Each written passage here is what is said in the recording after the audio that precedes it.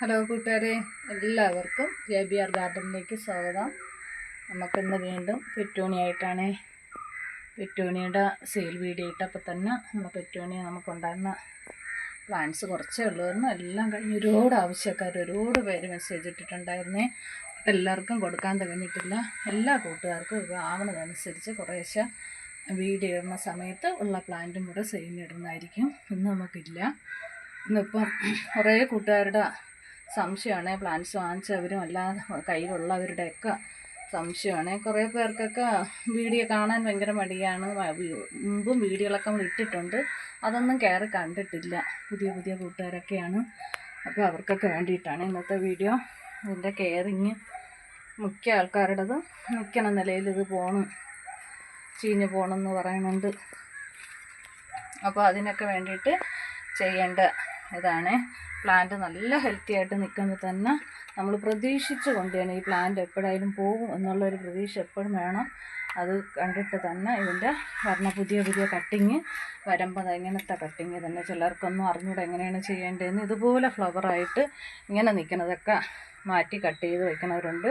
അത് വെച്ച് ഒരു നൂല് കണക്ക് ഒരു ഹെൽത്തി അല്ലാതെ അങ്ങ് പോവുകയുള്ളൂ. നമുക്കെപ്പോഴും പെറ്റൂണിയുടെ കട്ടിങ് എടുത്ത് വയ്ക്കുമ്പം ഇതുപോലുള്ള നല്ല ഹെൽത്തി ആയിട്ട് അടുത്ത ഫ്ലവറിനായിട്ട് വരണ കട്ടിങ് തന്നെയാണ്.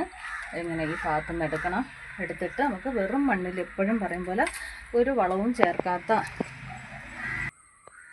വളമില്ലാത്ത വെറും മണ്ണിൽ തന്നെ ഇത് കട്ടിങ് വെച്ചിട്ട് 2 ദിവസം കൂടുമ്പോൾ നമുക്ക് വെള്ളം എത്തി സ്പ്രേ ചെയ്ത് കൊടുത്താൽ മതി. ഒരുപാട് വെള്ളം ആയാലും ഈ പ്ലാന്റ് ചീഞ്ഞു പോകുന്നുണ്ട്. അത് മഴയായാലും ശരി, ഇപ്പോൾ വേനലായാലും. നമ്മൾ കുറേയൊക്കെ ഒരു 5 പ്ലാന്റൊക്കെ വെച്ചാൽ നമുക്ക് ചിലപ്പോൾ ഒരു 3 പിടിച്ച് കിട്ടുള്ളൂ.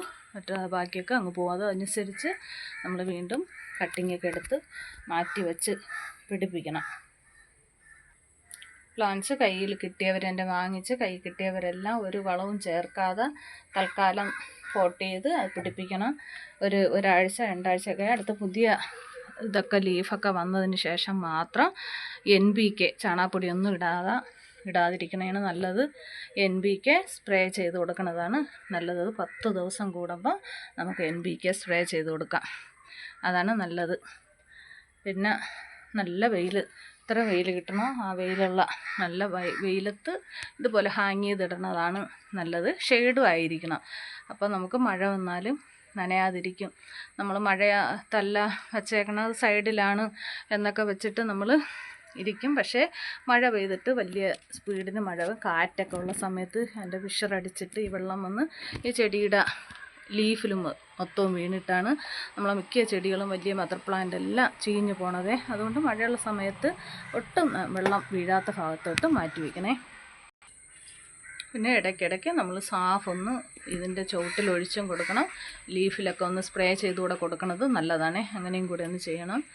പിന്നെ ഞാനിപ്പോൾ എൻ്റെ പെറ്റൂണിക്ക് പുതിയൊരു വളം ഒന്ന് പരീക്ഷിക്കാൻ വേണ്ടിയിട്ട് ഇട്ടിട്ടുണ്ട്. ഒരാഴ്ചയൊക്കെ കൂടെ കഴിയുമ്പം എന്തായാലും അതിൻ്റെ റിസൾട്ട് എങ്ങനെയാണെന്ന് നോക്കിയിട്ട് ഞാൻ ആ വീഡിയോ ഇടും. എന്താണ് ആ വളമെന്ന് പറയാമേ. നല്ല ഹെൽത്തി ആയിട്ട് പ്ലാന്റ് വരാനും നട്ട് ഫ്ലവർ ഇടാനും ഒക്കെ ആയിട്ട് ഒരു വളം ചെയ്ത് കൊടുത്തിട്ടുണ്ട്. അത് നോക്കിയിട്ട് അടുത്ത വീഡിയോ ഇടാം.